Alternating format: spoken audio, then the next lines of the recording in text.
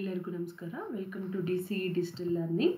So ನಾನು ಸುಗುಣ ಹೆಸನ್. ನಾನು ಈ ದಿನ ಇಂಡಿಯನ್ ಫೈನಾನ್ಷಿಯಲ್ ಸಿಸ್ಟಮ್ ಸಬ್ಜೆಕ್ಟಿನ first unit introduction to financial system ಇದರ 10ನೇ ಸೆಷನ್ ಡಿಸ್ಕಷನ್ ಮಾಡ್ತಿದ್ದೇನೆ. ಈ ಸೆಷನಲ್ಲಿ ತಗೊಂಡಿರೋ ಕಾನ್ಸೆಪ್ಟ್ ಫೈನಾನ್ಷಿಯಲ್ ಸರ್ವಿಸಸ್. ಸೊ ಇದರ ಮೀನಿಂಗ್ ಮತ್ತು ಟೈಪ್ಸ್ನ ಡಿಸ್ಕಷನ್ ಮಾಡ್ತಿದ್ದೇವೆ. ಸೊ ಈ ಸೆಷನ್ ಡಿಸ್ಕಷನ್ ಮಾಡೋಕ್ಕಿಂತ ಮುಂಚೆ ಹಿಂದಿನ ಸೆಷನಲ್ಲಿ ನಾವು ಏನು ಡಿಸ್ಕಸ್ ಮಾಡಿದ್ವಿ ಅಂದರೆ so regarding financial instruments and types of financial instruments like money market instrument ಮತ್ತೆ capital market instruments ಬಗ್ಗೆ ಡಿಸ್ಕಷನ್ ಮಾಡಿದ್ವಿ. ಸೊ ಈ ಸೆಷನ್ನ ಉದ್ದೇಶ ಏನಪ್ಪಾ ಅಂದರೆ ವಿದ್ಯಾರ್ಥಿಗಳಿಗೆ ಫೈನಾನ್ಷಿಯಲ್ ಸರ್ವಿಸಸ್ ಬಗ್ಗೆ ತಿಳಿಸ್ಕೊಡುವಂಥದ್ದು ಮತ್ತು different types of financial services ಏನಿದಾವೆ ಅನ್ನೋದ್ರ ಬಗ್ಗೆ ಅರಿವು ಮೂಡಿಸುವಂಥದ್ದಾಗಿದೆ. So at the end of this session, students will come to know the concept of meaning of financial services, but what are all the services which are available to the investors ಅಥವಾ borrowersಗೆ ಅಥವಾ consumersಗೆ ಅನ್ನೋದನ್ನ ತಿಳ್ಕೊಳ್ತಾರೆ. So now comes to the meaning of financial services. Okay, financial services means so these are the activities or benefits which are connected with the money. Okay, ನೀವು ಏನೇ ಒಂದು ಸರ್ವಿಸ್ನ ತಗೊಳ್ತಿದ್ದೀರಾ ಅಥವಾ ಪಡೆದುಕೊಳ್ತಿದ್ದೀರಾ ಅಂದರೆ which is related to ಮನಿ ಆಗಿರುತ್ತೆ. And ಒಂದು way ಮುಖಾಂತರ ಅಥವಾ ಒಂದು ಫಾರ್ಮಲ್ಲಿ ನೀವು ಆ ಒಂದು ಸರ್ವಿಸಸ್ನ provide ಮಾಡಿಸ್ಕೊಳ್ತೀರಾ.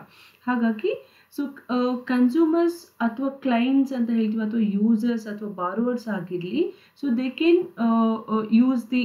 They can utilise these services for there requirements. ಯಾರೇ ಒಬ್ಬ ಇನ್ವೆಸ್ಟರ್ ಆಗಿರಲಿ ಅಥವಾ ಕನ್ಸ್ಯೂಮರ್ ಆಗಿರಲಿ, ಬೇಸ್ಡ್ ಆನ್ ದ ಸರ್ವಿಸಸ್ ಏನು ಅವೈಲಬಿಲಿಟಿ ಇದ್ದಾವೆ ಫೈನಾನ್ಷಿಯಲ್ ಇನ್ಸ್ಟಿಟ್ಯೂಷನ್ಸಲ್ಲಿ ಅಥವಾ ಮಾರ್ಕೆಟ್ಸಲ್ಲಿ, ದೇ ಕ್ಯಾನ್ ಗೆಟ್ ದಟ್ ಅಥವಾ they can benefited with that financial services. Okay, next types of financial services ನೋಡೋದಾದರೆ ನಾವು ಎರಡು ವಿಭಾಗಗಳಾಗಿ ವಿಂಗಡಿಸಿದ್ವಿ. ಒಂದು ಫಂಡ್ ಅಥವಾ ಅಸೆಟ್ ಬೇಸ್ಡ್, ಎರಡನೇದು ಫೀ ಬೇಸ್ಡ್ ಅಥವಾ ಅಡ್ವೈಸರಿ ಸರ್ವಿಸಸ್ ಕೂಡ ಇದರಲ್ಲಿ ಬರುತ್ತೆ.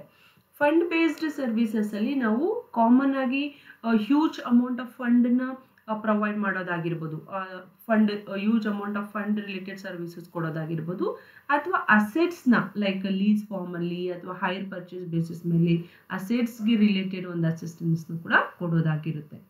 ಫೀ ಬೇಸ್ಡಲ್ಲಿ ಬಂದಾಗ ಬೇಸ್ಡ್ ಆನ್ ದಿ ಸರ್ವಿಸಸ್ ನೀವೇನು ಪ್ರೊವೈಡ್ ಮಾಡ್ತೀರಾ ಅದಕ್ಕೆ you going to charge the fees ಅಥವಾ ಕಮಿಷನ್. ಅದ್ರ ಜೊತೆಗೆ ಲೈಕ್ ಅಡ್ವೈಸರಿ ಅಥವಾ ಇನ್ಫಾರ್ಮೇಷನ್ ಕೊಡೋ ಅಂಥದ್ದು, ಅಪ್ಡೇಟ್ಸ್ ಕೊಡೋ ಅಂಥದ್ದು ಕೂಡ ಆಗಿರುತ್ತೆ.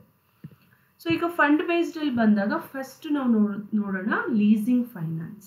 ಓಕೆ, ಲೀಸಿಂಗ್ ಫೈನಾನ್ಸ್ಗೆ ಮುಂಚೆ you must know what is lease ಅಂದರೆ ಏನು ಅನ್ನೋದನ್ನ ತಿಳ್ಕೋಬೇಕು. ಲೀಸ್ ಅಂದರೆ it is a transaction in a commercial way. It will be for agreement between the two parties. Okay, ಇಬ್ಬರ ವ್ಯಕ್ತಿಗಳ ನಡುವೆ ಒಂದು ಒಪ್ಪಂದ ಏನಾಗುತ್ತೆ ಫಾರ್ ದೇರ್ ರಿಕ್ವೈರ್ಮೆಂಟ್ಸ್, ಅದಕ್ಕೆ ನಾವು ಲೀಸ್ ಅಂತ ಹೇಳ್ತೇವೆ. ಆ ಇಬ್ಬರು ಪಾರ್ಟೀಸ್, ಒಬ್ಬರು ಬಂದು ಲೆಸ್ಸರ್ ಆಗಿರ್ತಾರೆ, ಇನ್ನೊಬ್ರು ಬಂದು ಲೆಸ್ಸಿ ಆಗಿರ್ತಾರೆ. ಸೊ ಓನರ್ ಯಾರಿರ್ತಾರೆ, ಹಿ ಈಸ್ ಕಾಲ್ಡ್ ಲೆಸ್ಸರ್. ಆ ಒಂದು ಎಕ್ವಿಪ್ಮೆಂಟ್ನ ಅಥವಾ ಅಸೆಟ್ನ ಪ್ರಾಪರ್ಟಿನ ತಗೊಳ್ತಿರೋ ಅಂಥವ್ರು ಲೆಸ್ಸಿ ಆಗಿರ್ತಾರೆ ಅಥವಾ ಯೂಸರ್ ಆಗಿರ್ತಾರೆ. Okay, based on the terms and conditions ಏನು ಹೇಳಿರ್ತಾರೆ, based on that like rentals ಆಗಿರ್ಬೋದು, ಅಸೆಟ್ಸ್ ಯೂಸ್ ಮಾಡ್ತಿದ್ರೆ ನೀವು, ಹೌಸ್ ಪ್ರಾಪರ್ಟಿ ಆದರೆ ಲೀಸ್ ಲಮ್ಸಮ್ ಅಮೌಂಟ್ ಆಗಿರ್ಬೋದು, ಇದನ್ನು ನೀವು ಏನು ಕ್ಲಿಯರ್ ಮಾಡ್ತಾ ಹೋಗ್ಬೇಕಾಗತ್ತೆ ಯಾರು, ಯೂಸರ್ಸ್. ಓಕೆ, ರೆಗ್ಯುಲರ್ ಆಗಿ ರೆಂಟಲ್ಸ್ನ ಒಂದು ಓನರ್ಗೆ ಪೇ ಮಾಡ್ತಾ ಇರಬೇಕಾಗಿರುತ್ತೆ. So at the period of ಎಷ್ಟು ಸ್ಪೆಸಿಫೈಡ್ ಟೈಮ್ ಮತ್ತು ಪೀರಿಯಡ್ ಹೇಳಿರ್ತೀರ ಲೀಸ್ ಒಂದು ಕಂಡೀಷನ್ಸಲ್ಲಿ, ಅಲ್ಲಿ ತನಕ you can have the asset with you. Okay, completely ownership transfer ಆಗಲ್ಲ. ಜಸ್ಟ್ ಒಂದು ಶಿಫ್ಟಿಂಗ್ ಆಫ್ ಅಸೆಟ್ ಆಗುತ್ತೆ ಬಿಟ್ಟರೆ ownership will remains with the seller. Okay, ಬರೀ ಬೈಯರ್ ಅಥವಾ ಯೂಸರ್ ಅಸೆಟ್ನ ಫಿಸಿಕಲಿ ತೊಗೊಂಡೋಗಿ ಯೂಸ್ ಮಾಡ್ತಾರೆ ಹೊರತು ಓನರ್ಶಿಪ್ ಅವ್ರದ್ದಾಗಿರೋದಿಲ್ಲ. Okay, there are different types of lease contract ಇದ್ದಾವೆ, ಲೀಸ್ ಫೈನಾನ್ಸ್ ಇದ್ದಾವೆ, ಆಪರೇಟಿಂಗ್ ಲೀಸಿಂಗ್ ಮತ್ತು ಫೈನಾನ್ಸ್ ಲೀಸ್ ಅಂತ ಇದೆ, ಲಿವರೇಜ್ ಲೀಸ್ ಅಂತ ಇದೆ. ಈ ಥರ ಡಿಫ್ರೆಂಟ್ ಟೈಪ್ಸ್ ಆಫ್ ಲೀಸು ಕೂಡ ಇದೆ. ನೋಡಿ ಇಲ್ಲಿ ಕ್ಲಿಯರ್ ಆಗಿ ಹೇಳಿದೆ, user will get the right to use the asset. So ಅವರು ಆ ಅಸೆಟ್ನ ಯೂಸ್ ಮಾಡ್ಕೊಳ್ಬೋದು ಅಷ್ಟೇ, ಅದನ್ನು ಉಪಯೋಗಿಸ್ಬೋದು ಹೊರತು ಸೊ ಮಾರಾಟ ಮಾಡೋದಕ್ಕಾಗಲ್ಲ. ಯಾಕೆ ಅಂದರೆ ownership will remains with the seller ಅಥವಾ owner. Okay, so this is about the leasing finance. ಎರಡನೇದು hire purchase. It is a transaction where goods are purchased and sold with the stipulation that payment will be made by the installments. Okay, installment basis ಮೇಲೆ ನೀವೇನು ಮಾಡ್ತೀರಾ, so payment ಮಾಡ್ತಾ ಹೋಗ್ತೀರಾ. ಆ instalment ಮುಗಿದಾದ್ಮೇಲೆ you will get the final ownership of the asset. Okay, ಈ ಒಂದು ಪ್ರೋಸೆಸ್ಗೆ ನಾವು ಹೈಯರ್ ಪರ್ಚೇಸ್ ಅಂತ ಹೇಳ್ತೀವಿ. ನೋಡಿ, each instalments will be treated as hire charges. ಅಂದರೆ ನೀವು ಕಟ್ಟುವಂಥ ಒಂದು ಇನ್ಸ್ಟಾಲ್ಮೆಂಟ್ ಏನಾಗುತ್ತೆ, ಚಾರ್ಜ್ ಆಗುತ್ತೆ. ಯುವರ್ ಹೈಯರಿಂಗ್, ಈಗ ಆಟೋ ಮೇಲೆ ಎಲ್ಲ ಹಾಕಿರ್ತಾರೆ ನೋಡಿ ಮೀಟರ್, ಅದು ಹೈಯರ್ ಅಂದರೆ ನೀವು ಎಲ್ಲಿ ತನಕ ಹೋಗ್ತೀರಾ ಡೆಸ್ಟಿನೇಷನ್ ಅಲ್ಲಿ ತನಕ ನಿಮ್ದಾಗಿರುತ್ತೆ ಅದು. ಓಕೆ, ಸೊ ಅದು ಇಳಿದ ತಕ್ಷಣ you have to make the clearance and you have to come back. Okay, ಆ ಥರ ಅಸೆಟ್ಸ್ ನೀವು ಪರ್ಚೇಸ್ ಮಾಡ್ಕೊಳ್ಳೋದಾದ್ರೆ ಫಿಕ್ಸ್ಡ್ ಅಸೆಟ್ಸ್ನ ಇನ್ಸ್ಟಾಲ್ಮೆಂಟ್ ಬೇಸಿಸ್ ಮೇಲೆ ನೀವು ಪೇಮೆಂಟ್ ಮಾಡ್ತಾ ಹೋಗ್ತೀರಾ. ಸೊ ನೋಡಿ, ಇದಕ್ಕೆ it is a system of credit purchase ಅಂತಲೂ ಹೇಳ್ತೀವಿ.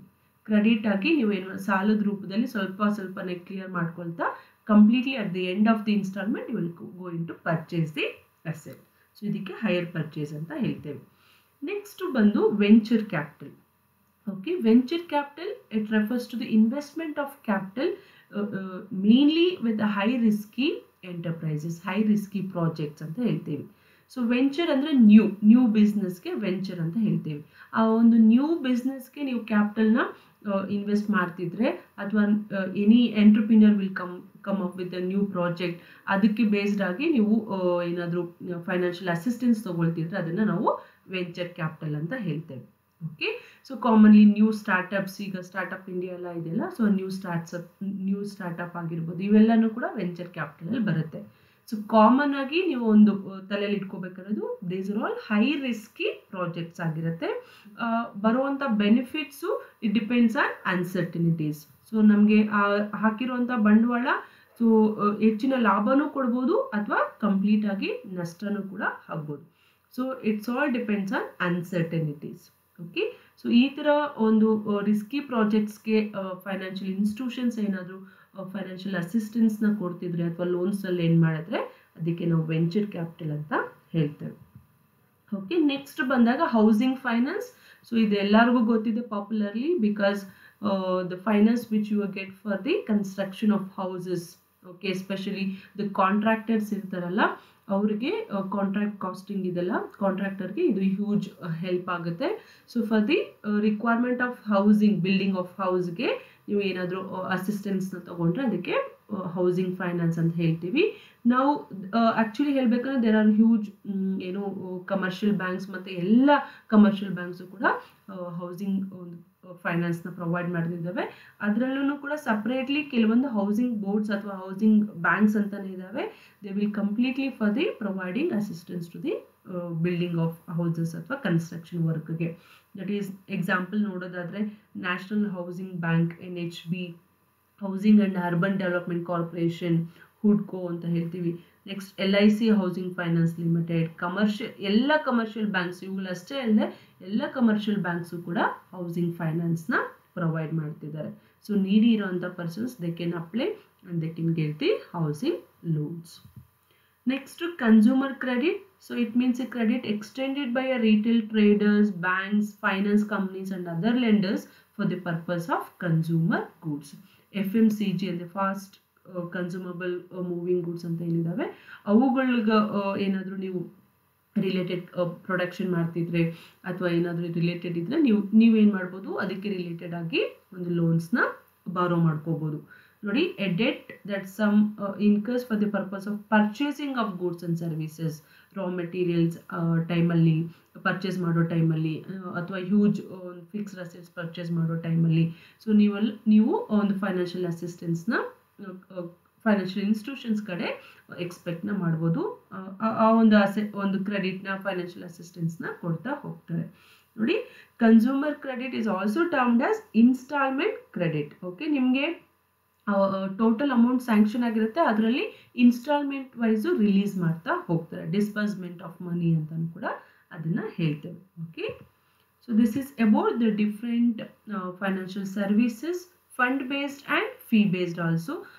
which are provided by the financial institutions ಮತ್ತು financial markets. Now we will come to the MCQs. Expansion for NHB. So NHB ಅಂದ್ರೆ National Housing Bank. Second, venture capital financing for what type of businesses? ಯಾವ ತರ businesses?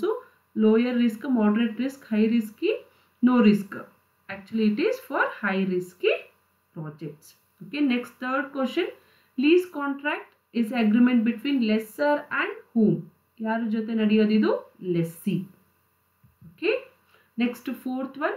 Hire purchase is a system of what purchase? It is a system of credit purchase. Okay, next question. Types of lease contract not includes which of the following? Finance lease, operating lease, leverage lease ಇದೆ, ಯಾವುದಿಲ್ಲ, credit lease ಇಲ್ಲ. Okay, this is about the MCQs of this session. So here it ends with the discussion of this session. Thank you.